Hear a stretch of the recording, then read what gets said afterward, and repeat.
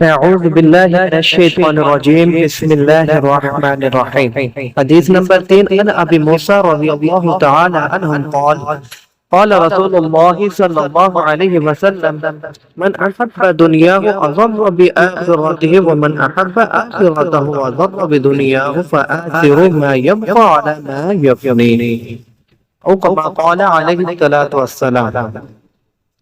حضرت ابو موسیٰ اشعری رضی اللہ تعالی عنہ سے روایت ہے کہ رسول اللہ صلی اللہ علیہ وسلم نے فرمایا، جس نے اپنی دنیا سے محبت کی وہ اپنی آخرت کو نقصان دے گا، جس نے اپنی آخرت سے محبت کی وہ اپنی دنیا کو نقصان دے گا۔ تو تم ترجیح دو اس چیز کو جو باقی رہے گی، اس چیز پر جو ایک دن ختم ہو جائے گی۔ ایک اور حدیث نبی کریم صلی اللہ علیہ وسلم کے ارشاد ہے، الدنیا سجن المؤمن و جنت الکافر، کہ یہ دنیا جو ہے مومن کے لیے قید خانہ ہے اور یہ کافر کے لیے جنت ہے۔ تو آج ہم دیکھیں کہ ہماری کوششیں کس چیز کی طرف زیادہ ہیں کہ آج ہماری مکمل جو ہے محنت ہے وہ دنیا کمانے کی طرف لگی ہوئی ہے، لیکن بھی اس میں برکت نہیں ہوتی۔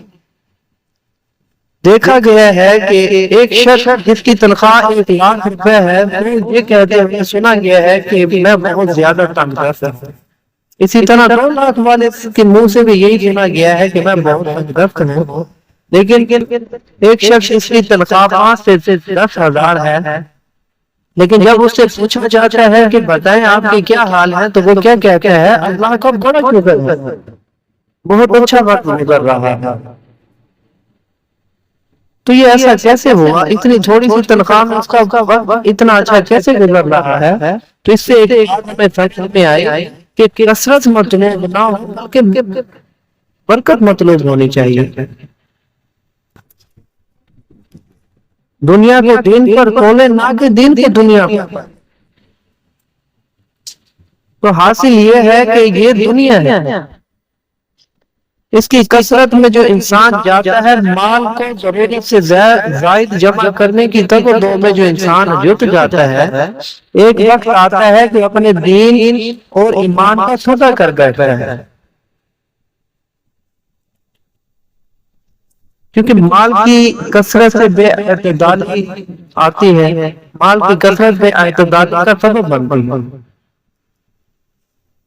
بہت ہی کم دیندار ایسے ہیں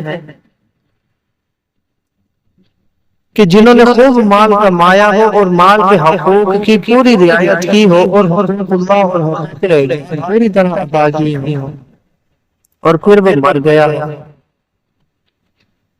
ہاں، اس نے خود تو اپنی زندگی میں کوئی برا عمل نہیں کیا ہوگا، کہ ہر عمل نہ بول کر کیا ہوگا، لیکن اس کے مال کی وجہ سے کیا ہوتا ہے کہ اولاد میں ہر طرف پیدا ہو جاتا ہے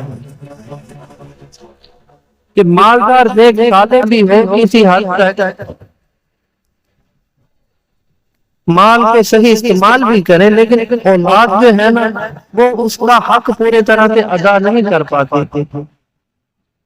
حوث کی وجہ سے کیا ہوتا ہے، ان میں بے اعتدالی پیدا ہو جاتی ہے۔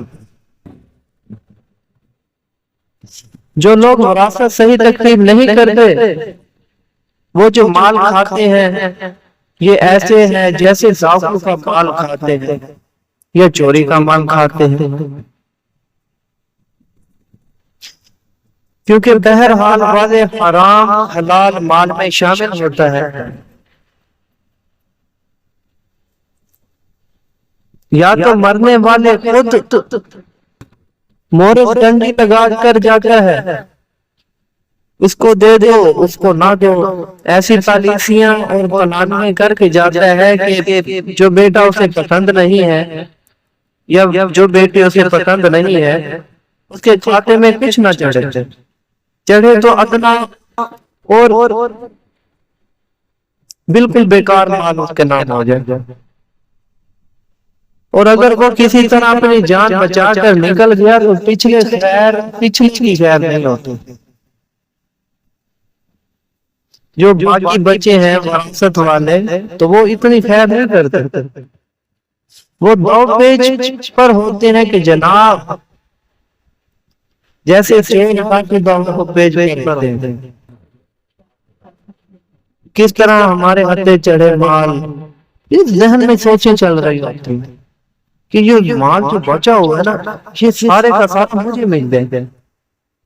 اگر ہمارے دنیا کے معاشی نظام میں زکوٰۃ، عشر، صدقات پر صحیح عمل شروع ہو جائے تو، اور نظام وراثت اور وصیت صحیح آ جائے تو گھر والے پریشان نہ رہیں۔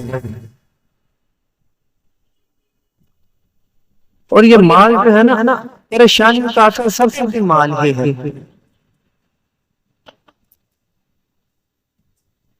یہ پریشانیاں کیوں آتی ہے؟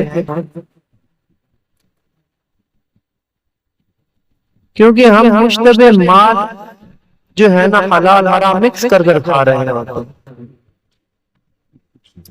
اور نبی کریم صلی اللہ علیہ وآلہ وسلم کی اس امت محمدیہ کا سب سے بڑا فطرہ بھی مال ہی ہے۔